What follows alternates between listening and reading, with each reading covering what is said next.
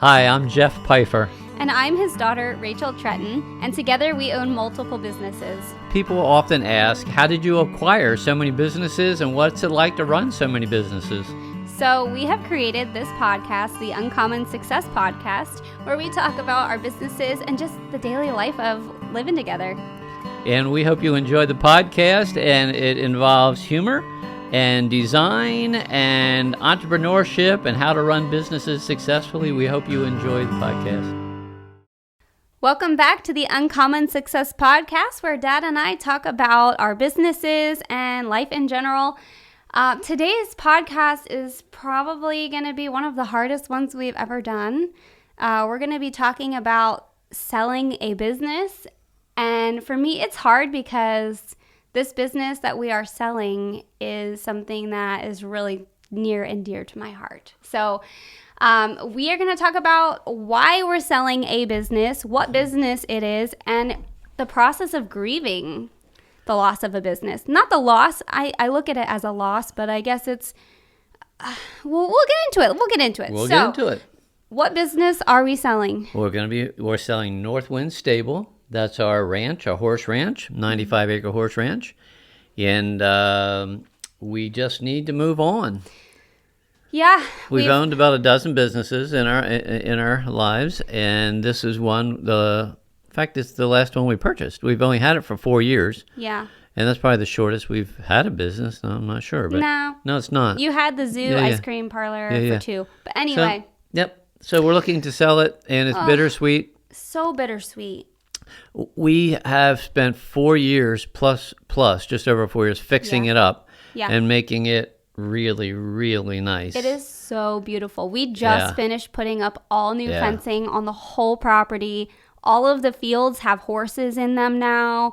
I mean, the property has reached almost what I want it to look like. It's beautiful. In fact, the last set of boarders that came in, it's a couple, they have 6 horses, and they brought them to our facility, and they said, I hear you might be selling your farm. Yeah. And they already own a horse farm. Boarding facility, and they weren't looking to buy one. Why were there horses at our farm if they already have a farm?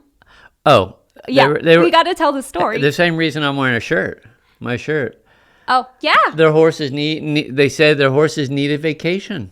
Yeah. They actually pay to send their horses on vacation. 6 horses. I haven't had a vacation all year, and we don't have one scheduled. So this is the closest I can get, is just sort of dress accordingly. Accordingly, yeah. So you wonder where I'm going on vacation. So when we sell the ranch, maybe I'll be able to go on vacation. Maybe. Yeah, I've been talking you out of selling the horse farm for a year or so. A long time. Yeah. I mean, okay, so for me, I love interior design. I love transformations. I love seeing something that's really ugly and old and yucky, messy. And then talking about me. You know, I like taking you shopping and getting you new clothes.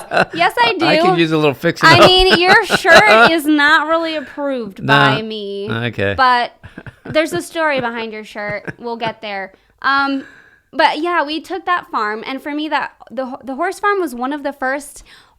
It was the first oldest home that I ever got to design, like from start to finish. So when we went in there, the home is 200 years old. It had wallpaper in every room. The one room had black wallpaper on all 4 walls and the ceiling. Trash piled so high you literally couldn't get into the room.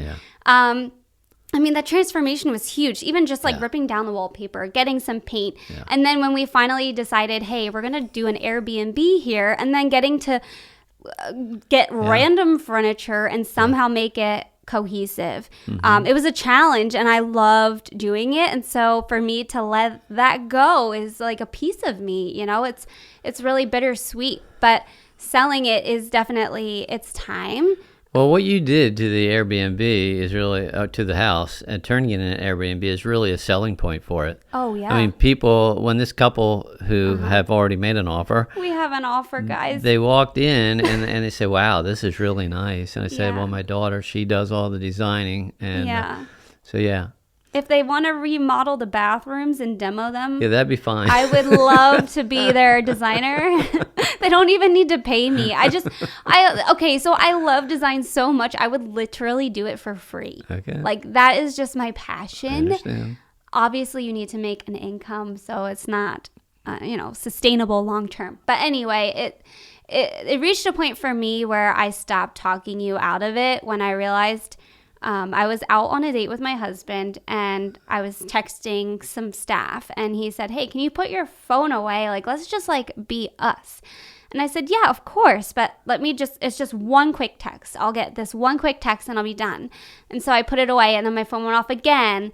And that was the moment where I realized, that night, I'm going to put my phone away. When my kids and I and my husband are home, I'm not going to look at my phone because it was interrupting my date earlier in the day. So I'm I'm not going to look at my phone.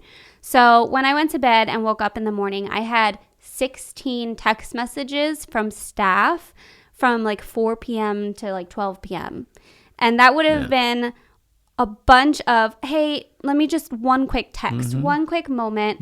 And that would have taken my whole evening and my attention pulled away from my family over and over again. And a lot of it is related to the horse farm with the boarders or our staff or even the Airbnb. People message you at all hours of the night wanting attention and help or have questions or want to book. So that was the point where I believe God was getting my attention, was "Hey, something's got to change. Something's got to give. You don't have time for your family. And why am I doing this?" I mean, the farm, the Airbnb was making money. It was paying the mortgage. It was paying our staff. But it wasn't making so much extra that I could have time away and be with my family. It's what's the point of hanging on to this, Yeah, I agree. Out of the dozen businesses we've owned, by far, this one is just so time consuming. Yeah. And we're not horse people. Right. We love seeing the horses and watch them Absolutely. run through the field and just owning the property. It's been a lot of fun and really enjoyed it. Sure. But it's such a time commitment. Yeah. If we were in that industry, there is so much money to be made. We were told when we first bought it, there's no money to be made in horses. It's Well, we had to try a couple different formulas before we figured out how it can be profitable. Yeah. But it yes, can especially be, if you're living there. Yeah. I mean, and doing the work yourself. If that's if you have one business, this would be a good one business to own and operate and run and make money. If you love horses. If you love horses. Eat, sleep, breathe. Yes. Horses. Yeah. But for people like us who want to grow a business and then have it run without us, it's not really financially worth it. It's not. For us. And that's why one of the reasons we are selling it. It's so labor intense for us. It takes up so much of our time. Yeah. And we don't know what business we're going to own next. Oh, my goodness. We're toying with it. We need a vacation. Yeah, well, I need some time with my family. We're not going to buy another business within the next week or two. Oh, my goodness. But we're going to take a little break. And we're thinking of a couple. I know. There's a motel literally 3 minutes away. And I talked to somebody who's selling a golf course. And you did? Yeah. And Why? I talked to somebody who is selling an airport. Would that be cool to own an airport? Why? Yeah. Why? Probably won't buy either of them, though. Don't. No, I don't think so. I'm thinking maybe an ice cream parlor. Yes. We've owned two. I can get behind that. Our third ice cream parlor with miniature golf. Here at the farm. Well, we can't because we're clean and green and we have land restrictions. Yeah. But we need to buy a property around where we can do that. Yeah, well, I'll say okay to that. The Gilbertsville Ice Cream Parlor. Okay. / mini golf. The Gilbertsville. I don't want to. Never mind. I have a name and a logo for a mini golf already in my head. I'm not going there. Okay. But I'll say we can do that Okay. only when our two current businesses are running completely without us. That way, then we have time to put into growing another business. I agree. The one almost is. Yes. And I'm doing good with that. Okay, heat for less. Yeah, the okay? heater business is almost running without us. Yeah. Almost. Yeah. But you're the one that's not doing a very good job with getting others to run your business. I know. The Gilbertsville Farm. Yeah, I know. I mean, you're answering the phone and you're marketing and you're there Yeah. at the ticket booth and you're there at parking and you're doing, and you can't. I know. You need to train people Yeah. Hire them, train them. Speaking of it, I had my first ever staff training this past week. Good for the Gilbertsville farm. Good. 3-hour-long training going over emergency evacuation plans, how to use a fire extinguisher, what to do in an emergency, how to operate and man a bounce house. And how to smile. How to smile is part of their uniform. They have to smile. Yeah. So that was very, I don't even know. Like, I guess I feel like, wow, I am a boss. Like, it was like the first time I was like, wow, like I'm having a really boring staff meeting. It was sort of boring. You drove by, got out, snapped a picture, cracked a joke, and then you left. Okay. Mm-hmm. I will say we did a group building activity like before the training started. Okay. And the people working for me kind of just like sat there looking at me like, you're asking us to play a game. And I was like, yep, get up, we're gonna do it. And we did, and it was fun and fine. But I was trying to like just kind of lighten the mood and Well, all the staff texted me after the meeting and said that me coming was the highlight. Okay, that was the highlight of me. Actually,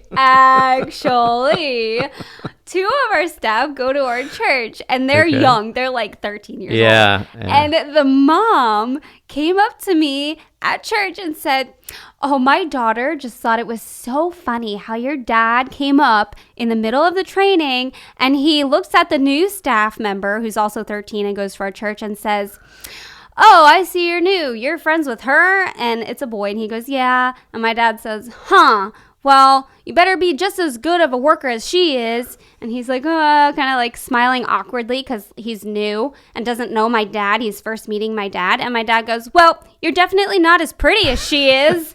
And oh my word, you like made the girl's day. Good. Like she thought it was the funniest that was my thing goal. ever. So yeah, good. People like you. Yeah, I hurt his feelings maybe, but made her feel good. No, it was all in good fun. But yeah, so staff definitely did not text you. Good. So back to selling the ranch. Yeah. We are not.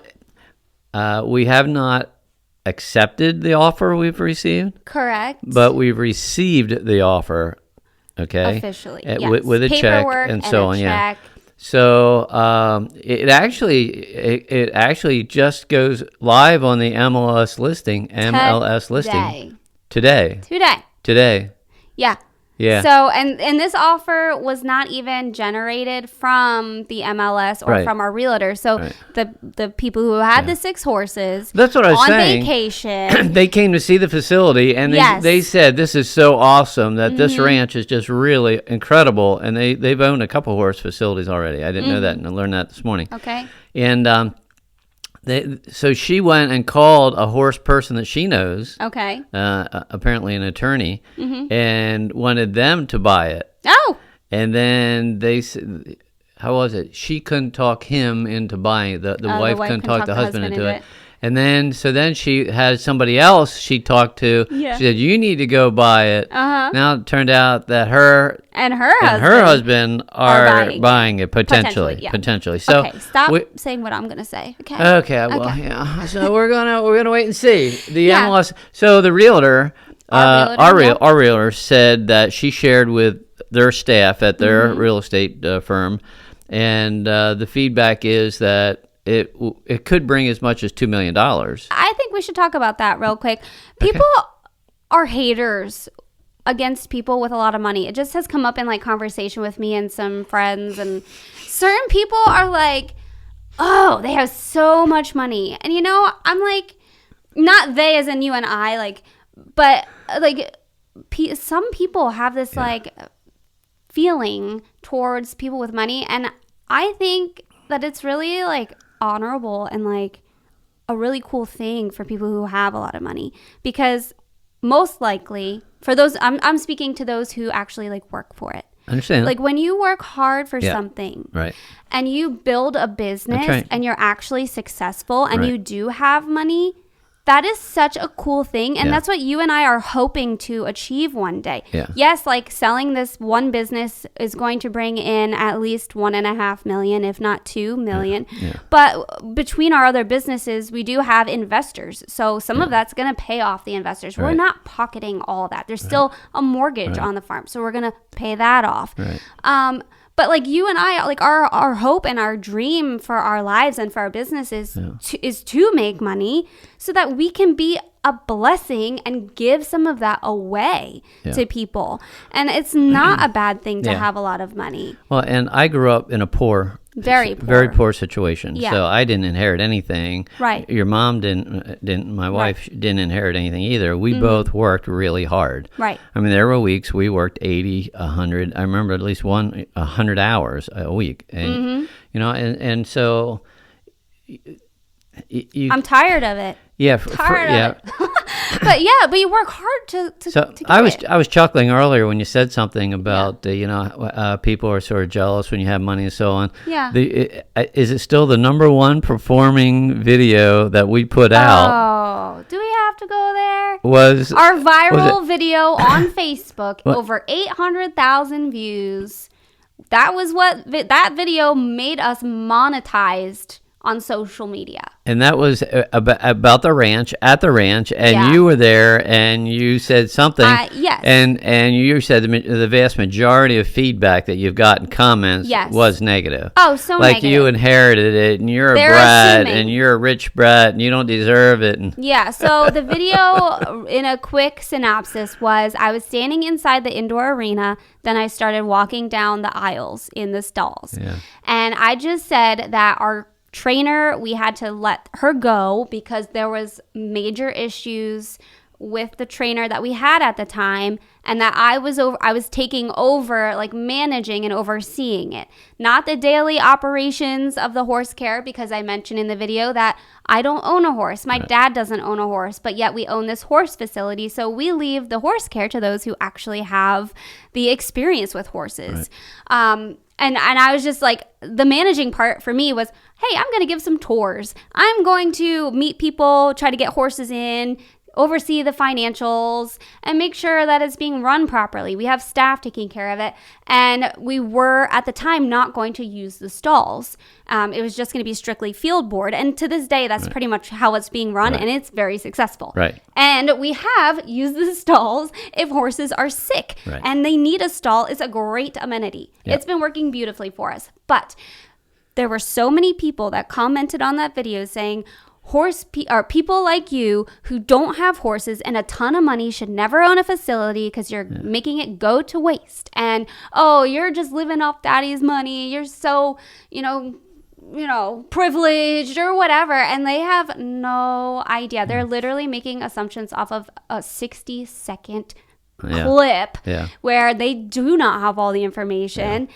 Daddy does not have a ton of money. Yeah. He's a hard worker. He knows how to find a good deal and make a good deal. Yeah. And a lot of it is God just blessed us. We were at the right place at the right time to acquire this horse farm where we just took over mortgage payments. We didn't need to buy it. It was just crazy how it happened. Right. So we work hard for what we have, and we do give generously. I don't know, Rich. I think maybe I just pay you too much. I mean, okay. I'm not going to say how much I pay her. Yeah, you probably shouldn't. Or you actually pay me rent to live I pay you rent for where I live, because right now I'm living above your workshop until I buy my farm. I'm paying you land rent so I can run my business. I'm not using your land for free. So you're making double rent off of me right now. So anyway. So to your shirt, I have to touch base on this. Okay. It's just so funny. So the couple that made this cash offer today, I didn't know who he was meeting. I made a call to you to touch base with you about other business related items as I was driving, and you told me you were showing the farm to somebody making a cash offer. That's all you told me. Right. And I knew that this couple was previously interested, and they verbally said they were going to make an offer. I thought this was a completely different group of people making an offer. So when I walk into your house and I see your outfit, I looked at him and said, I sure hope you didn't wear that to the showing today. And my mom was sitting there and just about spit out her coffee laughing because you wore that outfit today. Yeah. And I'm like, what in the world? Yeah. But I guess because you've met this couple already, you felt at home and could just wear whatever you wanted. I don't feel like I need to impress anybody. I just want to be myself. I'm not phony. I don't go to church and dress any different. You don't wear a tuxedo to church? You wear that hat to church. Wear a what? Tuxedo. A what? You're like, a what? You don't want a tuxedo? I thought you said Speedo. No, I haven't worn a Speedo to church in a long time. Goodness. Oh, man. I got my hearing aids in. I don't know what the problem is. I think before we close, it would be fun to talk about some of the fun memories at the horse farm. Since we're kind of closing a chapter here in the near future. So for me, let's start at the beginning. Our first boarder. Oh. She had how many? Don't say her name. No. 21 horses. 21 horses. She never rode her horses. Right. She came in the middle of the night to visit her horses. And 2 a.m., 3 a.m. And what would she do with her horses? She wouldn't ride them. What would she do? She would feed them and carrots. She would sing to them. Okay, I didn't remember that. I thought you told me that. I never met this crazy lady. Moving on. Maybe I did. I don't remember. I thought you told me she sang to them. But anyway, she came at crazy hours, and she had 21 horses. So we kind of got the feeling that she was not going to keep paying rent for 21 horses. So we started keeping her more valuable horses locked inside the stalls in the locked barn at night. Right. Some staff. And I put a security camera up. Yes. And some staff saw her kind of like scoping out the place. So we're like, all right, something's happening. So we put a security camera in place, locked up the valuable horses. We actually didn't we lock the gates on the fields outside as well? Mm-hmm. So you get a call at what hour in the morning? It's like 5 a.m. 5 in the morning. Something like that. And what did she tell you? She said, somebody's stealing your horses. Somebody's stealing my horses is what she said. Okay. Not she said, my horses. She said, somebody's stealing my horses. And I'm thinking, why would this person call me and tell me that someone's stealing her horses? She had to be there to see somebody. She had to be there to know somebody's stealing her horses. Uh-huh.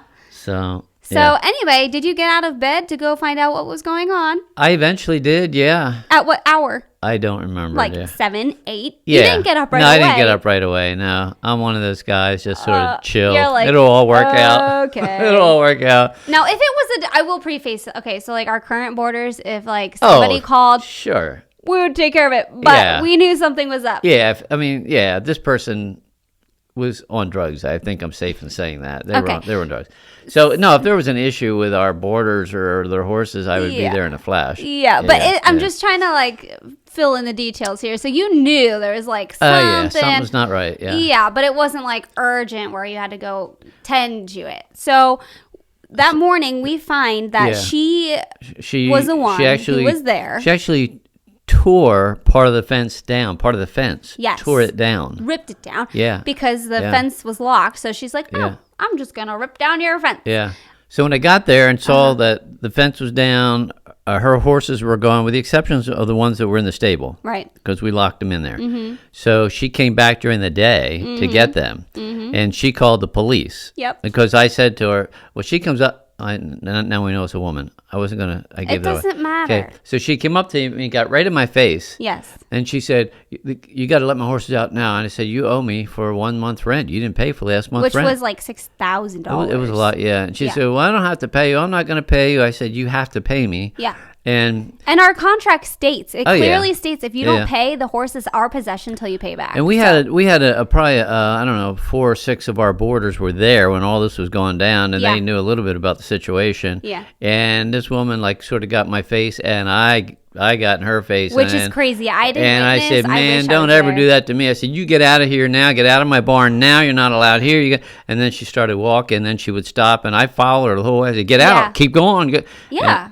You need, I mean, you as a business owner also need to like create the culture of your business. And so having somebody like that in your barn yelling, you needed to follow her out because you don't want that to like, affect your other boarders. Yeah. So and the boarder said, I never saw Jeff like that before. I've never seen you like that before. I don't get like that. You don't need to, but there reaches a point where you need to protect what's yours and you need to do what's right. There is a boundary. So like boundaries are healthy. So she left and then she called the police. Yeah. And the police came. Yes. And they said, well, sir, because she said her part, and she said, well, sir, they're technically the horses are her property, and you're required to give them to her. And if you don't let her take them, then I'm going to have to arrest you for stealing her property, even though she owes you rent on.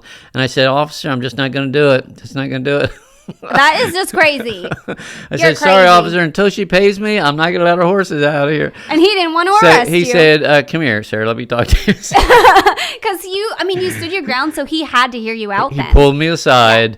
I said, look, I'm not going to, I'm going to let her have the horses if I have to. I'm not going to be the problem here. Right. I said, but I want you to know what's happening. And I explained it all to him. Yeah. He then went back to her, and he said, ma'am, I really think you should pay him now to get your horses. Then the whole thing's done, because prior to that, I already contacted the police, asked how I should follow up. They said I should go to the courthouse and file papers, and so I already started the process because she wasn't paying. Right. And then she shared that, or the police officer shared that with him. Sir, ma'am, he's going to take you to court. He's already started the process. The easiest thing is for you just pay him what you owe him. And she did. Yeah. And I gave her the horses right then and there. And it cashed. The cash, it went through. I did not think that check I thought she'd would go through. cancel it or something. Yeah.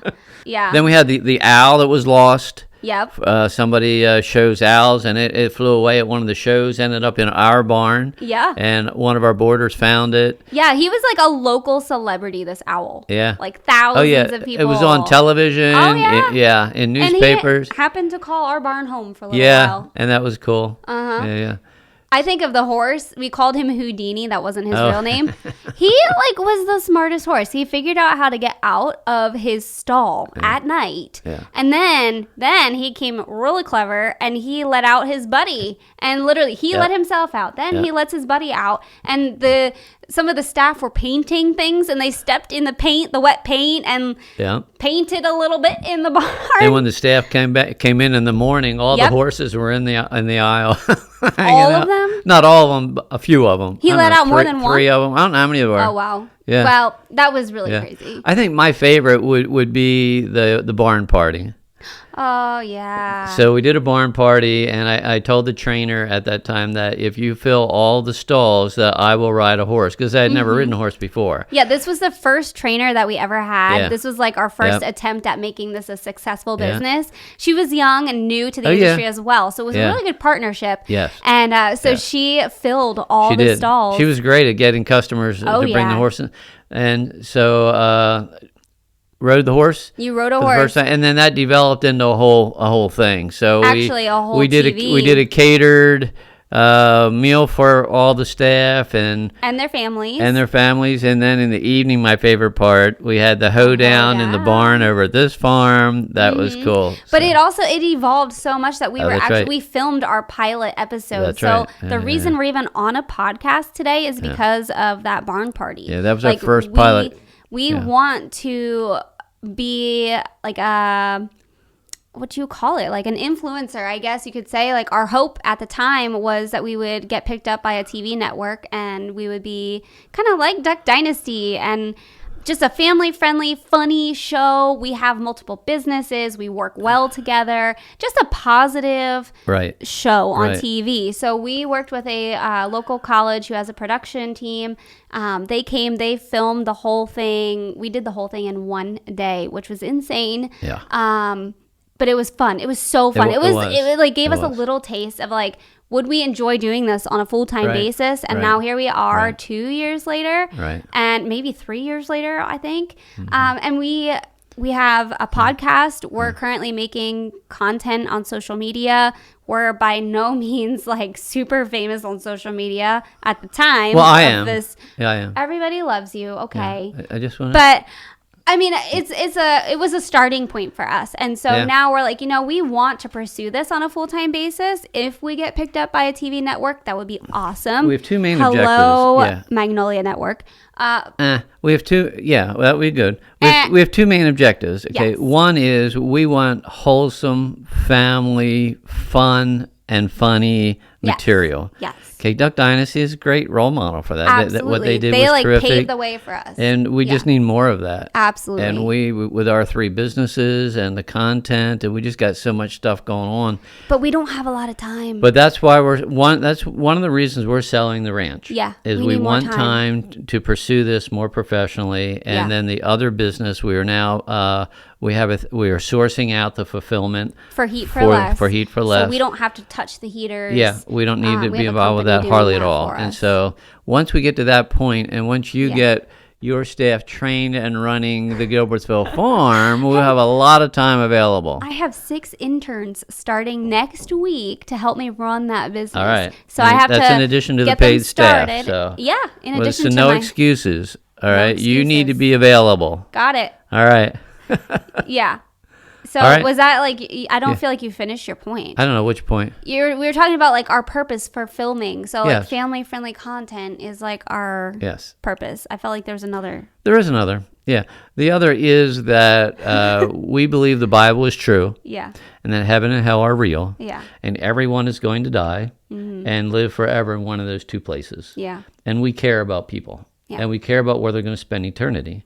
And that's why we want to have the ability to travel and share the good news of Jesus with a world that's lost. And that's the purpose of growing our following. That's the reason we're doing it. We need people to follow us so they can hear us. Well, that's why that was the purpose of owning businesses. Yeah. Like the heater business, Heat for Less. We put the gospel, the track of John and the plan of salvation in the heater box. Yeah.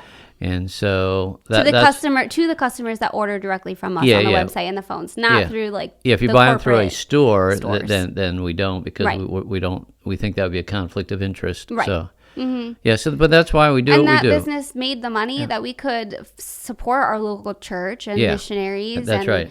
That's right. And the Corn Maze business. Like I have a youth ministry program that we run in the evenings there. And we've seen between you started the business. Yep. This is our 20th year, and we've seen almost 5,000 decisions for Christ in those years. And it's just exciting. And for me this year, getting to, I'm more like aware when I talk to customers. I love to engage with them. And when they say they're new to the area, I like to help them get plugged in. And like if they're parents, like we have a great moms program with like opportunities for your kids to play with friends, and moms hang out and have coffee, and just a lot of different ways to reach the community that way as well. Yep. We want to minister to people in any way we can.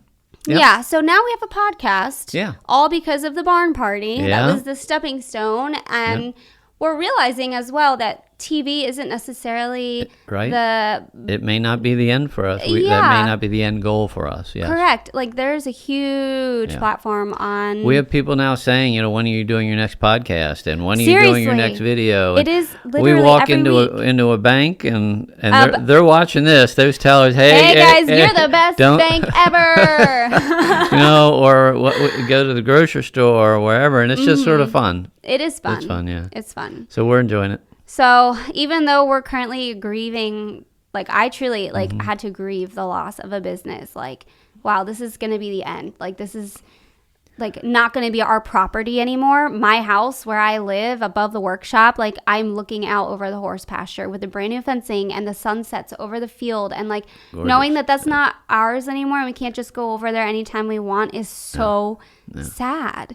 It's so sad. But I do feel that God's really showing me through this grieving process of like mentally processing all this that like you are so busy right now, Rachel. Like you have no time for anything else, and you need more time with your family.